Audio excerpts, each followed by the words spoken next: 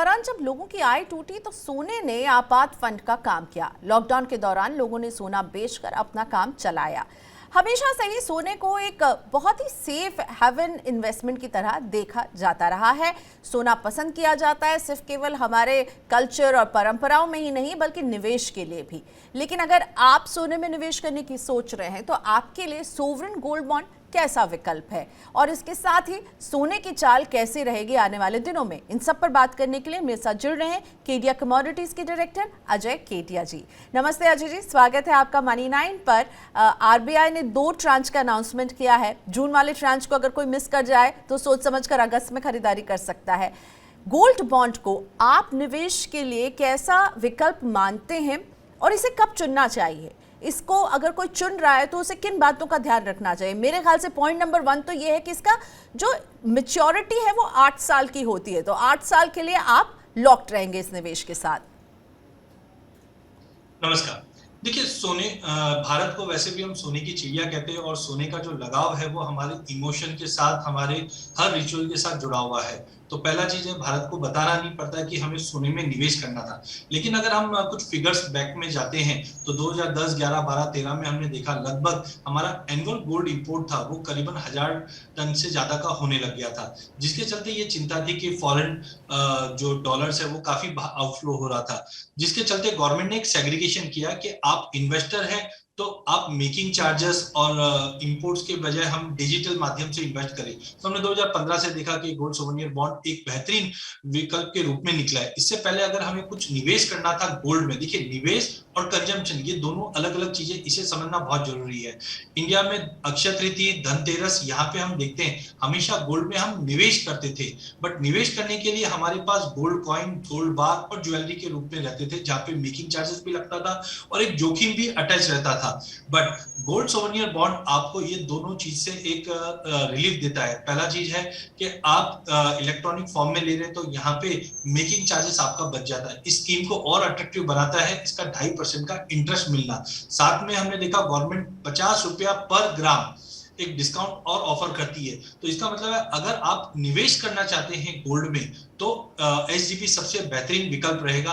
और फिर अगर आप इन्वेस्ट के एवज में अगर हम कंजम्पशन की बात करें, क्योंकि शादी ब्याह में हम जानते हैं कि ज्वेलरी ही रिक्वायर्ड होती है, तो यहाँ पे ही आपको खाली मेकिंग चार्जेस पे करके आप जो जनरली जो हम लेते हैं वैसा कर सकते हैं। तो ओवरऑल मुझे लगता है कि एक नया इन्वेस्टमेंट एवेन्यू तैयार हो गया, क्योंकि पहले हम देखते थे ट्रांसपेरेंसी या एक डिजिटल माध्यम से लेना इतना कारगर नहीं था, जिसकी वजह से गोल्ड में निवेश नहीं बढ़ता था। बट पिछले 8 सालों में हमने देखा जब से एसजीबी पिक्चर में आया या डिजिटल गोल्ड माध्यम से आया, लोगों का इन्वेस्टमेंट के प्रति, खास करके गोल्ड के प्रति एक छोटे टेन्योर में भी हमने इन्वेस्टमेंट बढ़ते हुए देखा। जैसे कि ये बॉन्ड 8 साल के लिए बता रहा है, बट हम जानते हैं कि इंडिया में सोना जब लिया जाता है तो उसको बेचने के लिए लिया नहीं जाता था।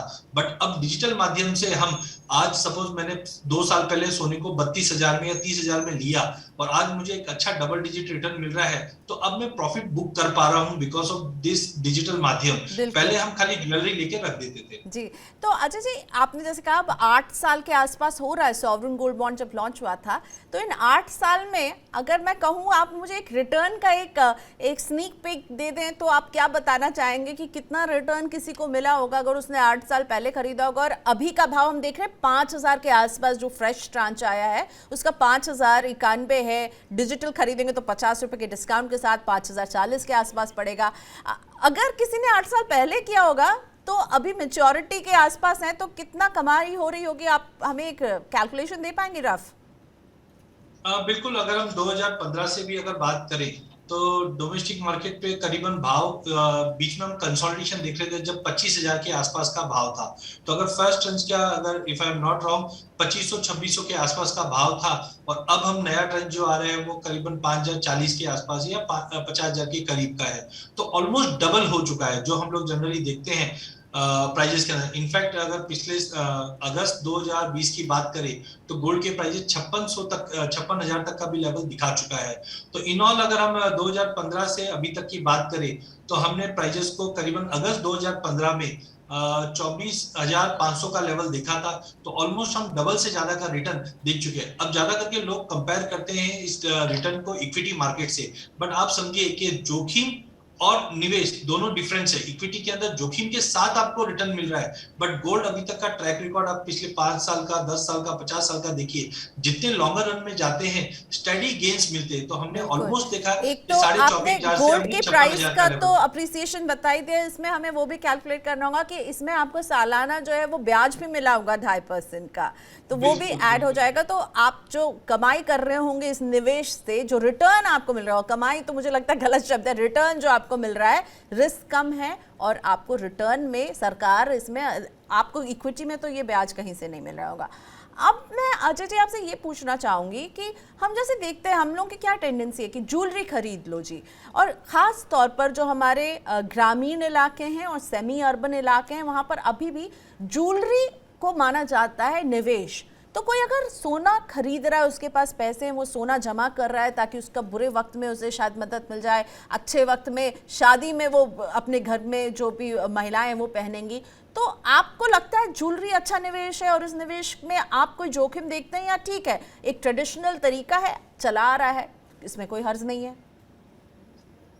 लेकिन मुझे लगता है कि education is most important, because अब तक हमने देखा कि जो जितने भी हम आज 40 प्लस के ऊपर के देखते हैं, तो उन्होंने पहले से यही देखा है कि मुझे बच्चे के लिए सेविंग करना है, तो बेटर है मैं छोटी छोटी ज्वेलरी जमा कर लूं ताकि शादी में मैं एक साथ बड़ा ज्वेलरी दे पाऊं। लेकिन जो मिलेनियल्स चेंज हुए हैं अभी, और जो आईटी अनेबल्ड हम बोल सकते हैं जनरेशन आ रही है, उनको अब ये चीज बताने की जरूरत नहीं। तो मुझे लगता है कि अगर आप बच्चे की शादी के लिए भी निवेश करना चाहते हैं, तो ज्वेलरी के एवज अगर आप ये डिजिटल माध्यम से करते हैं तो यहाँ पे इंटरेस्ट रेट का तो बेनिफिट है, प्लस इसमें एक एक ग्राम भी आप इन्वेस्ट कर सकते हैं। That is most important, because जब ज्वेलरी पे हम लेने जाते हैं तो हम जानते हैं कि 1-2 ग्राम की ज्वेलरी नहीं बनती है, या तो बड़ा अमाउंट हमारा आउटफ्लो हो जाता है, उसकी वजह से एक कंटिन्यूएशन नहीं बन पाता है। लेकिन यहाँ पे हम देखते हैं कि 1 ग्राम भी as low as you can buy. तो आई थिंक जो पहले के ट्रेडिशन बनते थे कि हर साल या बर्थडे पे या कोई फंक्शन पे हम छोटी छोटी ज्वेलरी बाय करें, इसके एवज में एज लो एज 1 ग्राम भी आप डिजिटल माध्यम से जमा कर सकते हैं, और बाद में लमसम आप या तो पैसा ले लीजिए, या काफी ज्वेलर्स इसके ऊपर एक हम बोल सकते हैं सपोर्ट भी करते हैं कि आप एसजीबी को निकाल कर उसी का पैसा ज्वेलरी में डायरेक्ट कन्वर्ट कर सकते हैं। तो I think SGB is most prominent कि आप लोअर डिनोमिनेशन में भी आप इन्वेस्ट कर सकते हैं। अब मैं आपसे समझना चाहूँगी, हॉलमार्किंग इसकी शुरुआत हो चुकी है, फेजेस में अनिवार्य कर दिया गया है गोल्ड ज्वेलरी के लिए, लेकिन ये योजना ग्राउंड पर सफल नहीं हो पा रही है। आप इसकी क्या वजह देखते हैं? आप ग्राहकों को क्या सलाह देते हैं हॉलमार्किंग के लिए, वो कितना इंसिस्ट करें जब वो ज्वेलरी खरीदने जाते हैं? तो देखिए, हमें हॉलमार्किंग के लिए इंडिया का डेमोग्राफी समझना पड़ेगा। पहले अगर हम देखते थे तो जनरली हम देखते थे एक सिंगल ज्वेलर होता था जो पुश्तैनी ज्वेलर बोलते थे, या फैमिली ऑन फैमिली ज्वेलर होता था। तो यहाँ पे हम देखते थे कि एक कोई आशंका नहीं रहती थी कि मुझे गलत चीजें मिले। आज भी गलत नहीं बोलूंगा, बट हाँ, आज जो फेथ है वो थोड़ा थोड़ा कम होता गया है, जिसकी वजह से हॉलमार्किंग काफी इंपॉर्टेंट है। नो डाउट हॉलमार्किंग का गवर्नमेंट ने स्टेप्स काफी पहले ही ले चुके थे, बट इंडिया का डेमोग्राफी काफी बड़ा होने की वजह से ये पेनिट्रेट रूरल में जाते जाते काफी समय ले रहा है। बट आई थिंक अगर हॉलमार्किंग की तरफ अगर इन्वेस्टर या जो कंज्यूमर अगर मूव आउट करता है, तो यहाँ पे एक अश्योरिटी है, एक पीस ऑफ माइंड है, जैसे अपने शो का नाम है चैन की सांस, वो ले सकता है कि जो भी मैं ज्वेलरी ले रहा हूँ वो 100% अश्योरिटी के साथ ले रहा हूँ, उसमें कोई मिलावट नहीं है, और उसका एक सर्टिफिकेशन मिल रहा है। तो आई थिंक डेफिनेटली डेमोग्राफिक को देखकर थोड़ा समय जरूर लग रहा है, बट आई थिंक जितने भी कंज्यूमर है दे शुड इंसिस्ट हॉलमार्किंग, जिससे उनको अच्छी क्वालिटी की ज्वेलरी मिले। बिल्कुल, आपके ही शब्दों में और हमारे शो के शब्दों में, ताकि आप चैन की सांस ले सकें आगे जाकर।